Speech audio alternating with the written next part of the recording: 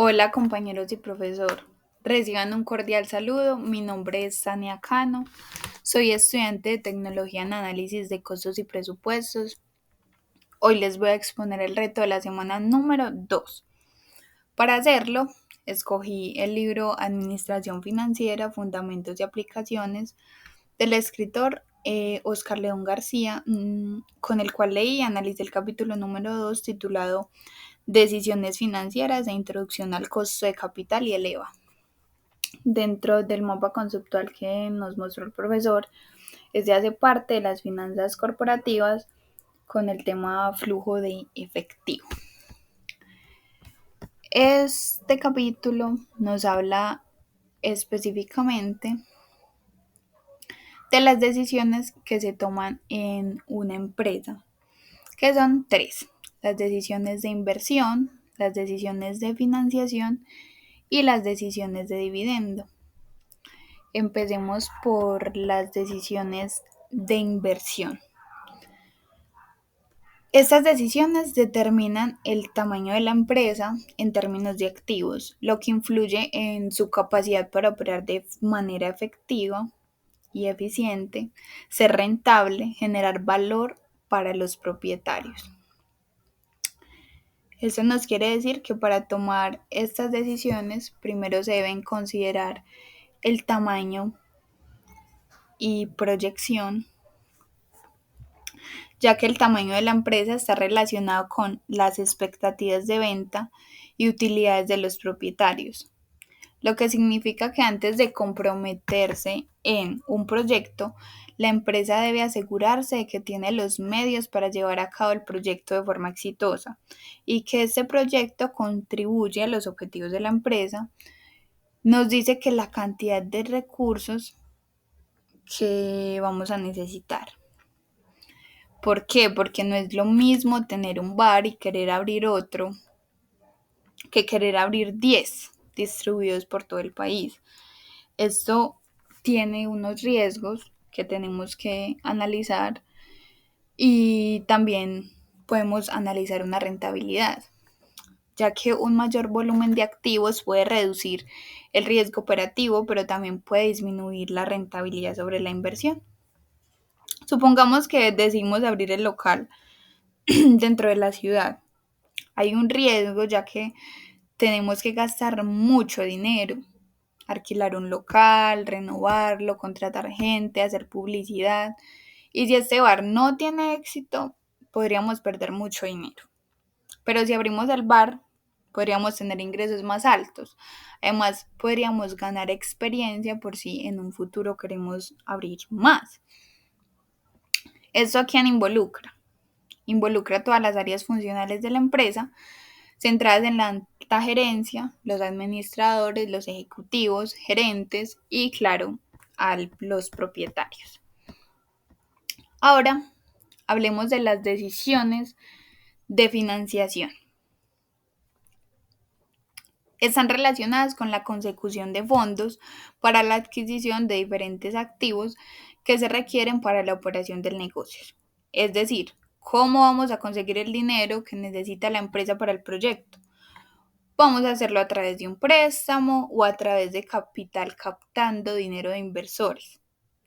Eso sí, tenemos que asegurarnos de que podamos pagar los intereses del préstamo o que al conseguir nuevos accionistas, la participación de los accionistas que ya están en la empresa no se vean muy reducidas. Para esto es bueno que hablemos de tres conceptos. Comencemos por la utilidad operativa. Esta refleja el rendimiento de una empresa en función de sus operaciones básicas, excluyendo los efectos de su estructura financiera. Por ejemplo, tenemos el bar. La utilidad operativa es el dinero que nos queda después de pagar todos los costos asociados en vender los licores, como la compra de estos licores, el salario de los empleados, el alquiler del local. No cuenta el dinero que pueda gastar o perder con inversiones o préstamos. La utilidad operativa es igual a las ventas menos los costos operativos. Pasemos a hablar del concepto de costo de capital. Es la proporción de utilidades disponibles para los accionistas considerando varias herramientas y estados financieros. Es decir, es el precio que tenemos que pagar, que tiene que pagar la empresa por usar dinero de otras personas. Si la empresa pidió un préstamo o emitió las acciones, debemos pagar intereses o debemos devolver una parte de las ganancias a los accionistas que invirtieron en la empresa.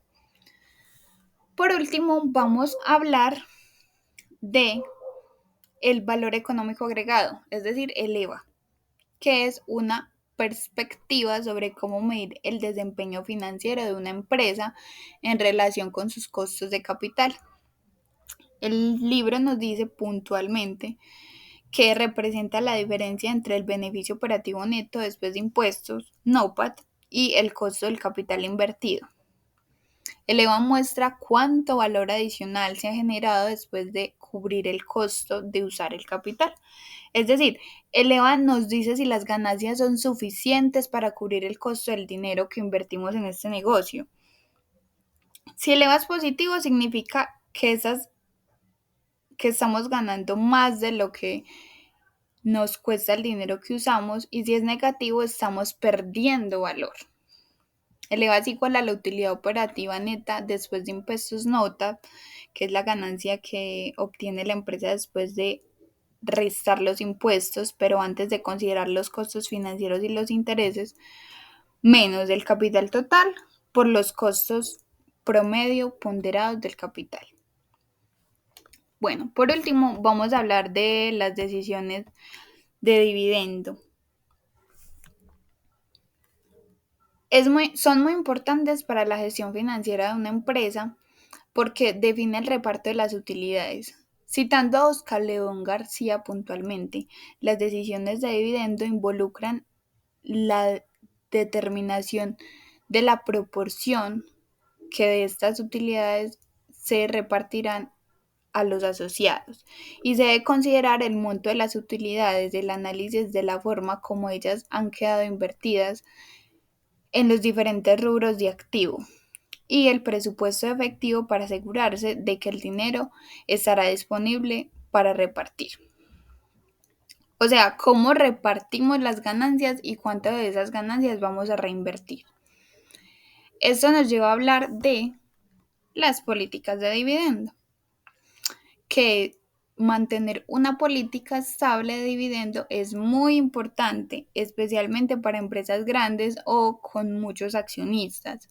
¿Por qué? Porque son estrategias que una empresa utiliza para decidir cómo y cuánto de sus utilidades se distribuirá a los accionistas. Y pueden ser dividendos constantes, en el que la empresa paga un dividendo fijo por acción cada periodo, un dividendo variable o residual, donde la empresa paga basándose en las ganancias residuales después de cubrir todas las necesidades de inversión y de operación, un dividendo creciente, donde la empresa paga un dividendo que aumenta a largo tiempo, generalmente en función de crecimiento de las ganancias que estamos teniendo, un dividendo especial que se paga en circunstancias excepcionales, como cuando la empresa tiene utilidades extraordinarias, o un dividendo sostenible o estable, donde la empresa paga un dividendo que es sostenible y se mantiene constante o en aumento gradualmente, basándose en la capacidad de generar utilidades a largo plazo dentro del proyecto. Para poder lograr todo esto, necesitamos herramientas de manejo financiero, que citando el texto se describen en el contexto de ayudar a los ejecutivos a tomar decisiones clave para el manejo de los recursos de la empresa. Estas herramientas son esenciales para abordar los desafíos financieros y optimizar la gestión, y son las matemáticas financieras, la contabilidad administrativa, los indicadores financieros, los presupuestos y la evaluación de los proyectos.